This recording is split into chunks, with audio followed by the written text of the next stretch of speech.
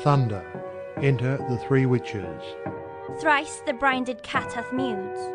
Thrice and once the hedge-pig whined. Harpier cries, "'Tis time, 'tis time." Round and round the cauldron go, in the poisoned entrails throw. Toad that under cold stone, days and nights at 31, sweltered venom sleeping got, boil thou first in the charmed pot. Double, double, for the trouble, fire burn, cauldron bubble.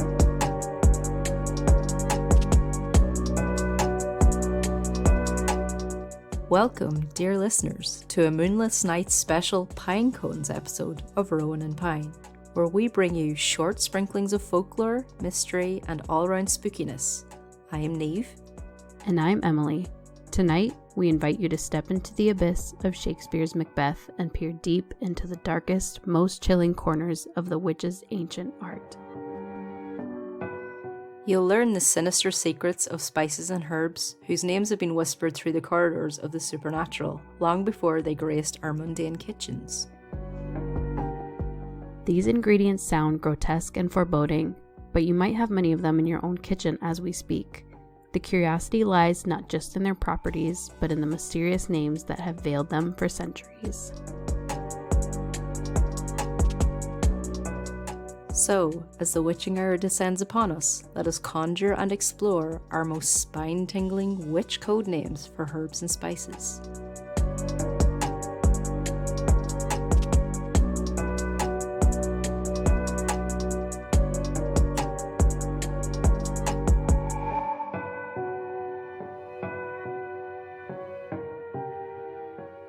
Before we delve further into the shadows, let's explore the dark necessity behind these code names.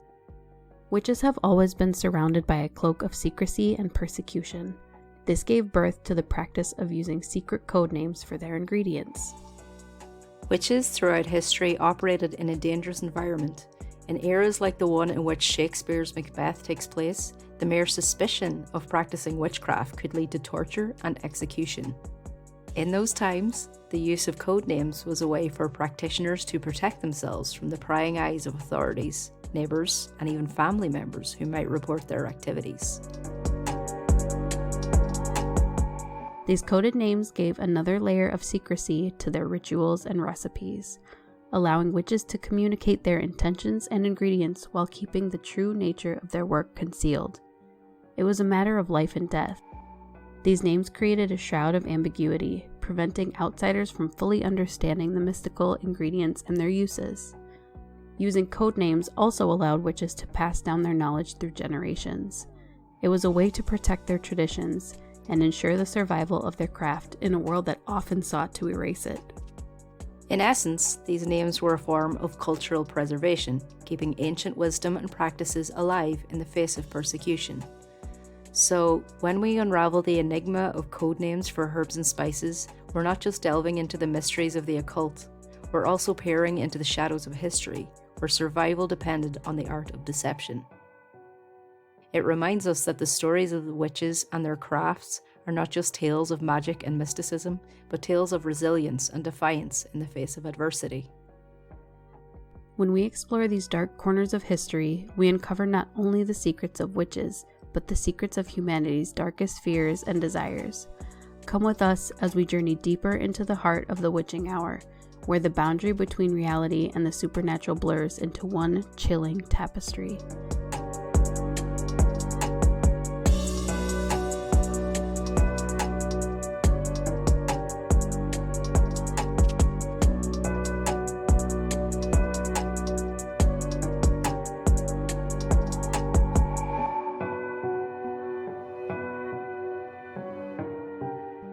First, the insidious fenugreek, whispered as bird's foot or cow's horn. These names evoke grotesque visions of nature's diabolic dance, but were used traditionally as female health herbs, or mystically for psychic protection and grounding. Chamomile, draped in dread as blood of Hestia, as if the very essence of gods runs darkly through its veins, was associated with the gods of the sun and used in treatment of diseases like malaria, as well as the mummification process. Calendula, the cursed bride of the sun, a flower betrothed to the eternal flames. It has a more innocent use in tinctures, ointments, and washes to treat burns, bruises, and cuts, as well as the minor infections they cause. Basil, the devil plant, its aroma an invitation to the abyss itself. Known today for its ability to lower blood pressure, magically it is used for its mood-lifting properties and to call in success, peace, protection, happiness, purification, tranquility, and love. Asafoetida, known as devil's dung, a foul-smelling offering from the very bowels of the netherworld, was actually a fennel gum believed to ward off evil. Rosemary, aromatic and familiar today, was shrouded in mystery as the dew of the sea, its fragrance luring the lost souls of sailors to a watery grave. And lastly, dill juice, whispered as the tears of a Hamadryas baboon, a name that hints at an occult connection to the uncanny. Now, as we cast aside the veil, let us plunge deeper into the abyss with the sinister code words from Macbeth. Fillet of fenny snake, in the cauldron boil and bake. Eye of newt and toe of frog, wool of bat and tongue of dog. Adder's fork and blindworm's sting, lizard's leg and owlet's wing. Forward charm of powerful trouble, like a hell broth boil and bubble. Double, double, toil and trouble. Fire burn and cauldron bubble. Scale of rags. Eye of Newt, the most infamous of them all, encoding the essence of a mustard seed, a cursed gaze that pierces the very soul.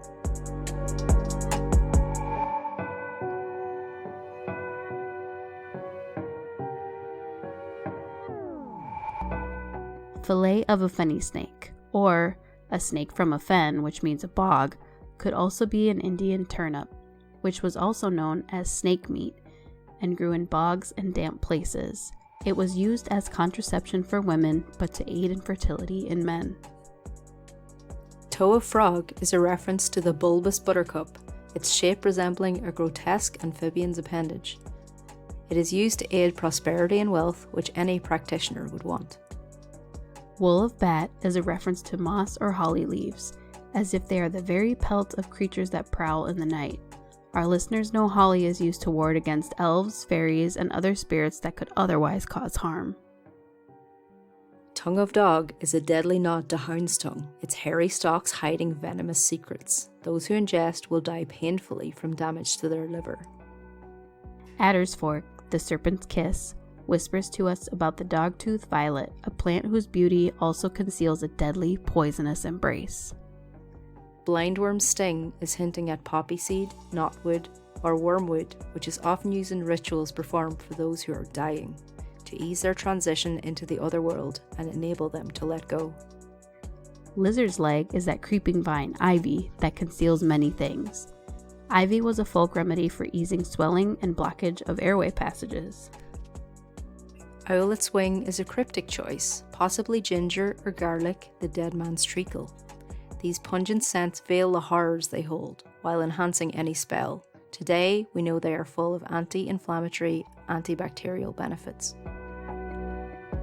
Scale of a dragon is a sinister allusion to the dragon scale plant, or tarragon, invoking the essence of those ancient malevolent beasts. Tarragon has actually been associated with relief from nausea, toothache, sleep problems, and other conditions. Witch's mummy, a haunting reference to the macabre, was most likely mummy powders used as ingredients by the apothecaries in Shakespeare's century, and no doubt invoking the restless spirits of the departed.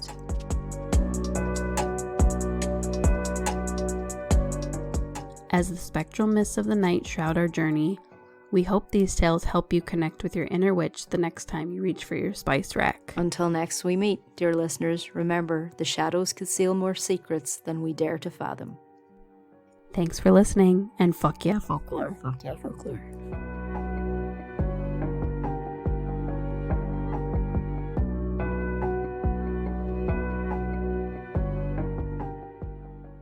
Cool it with a baboon's blood, then the charm is firm and good.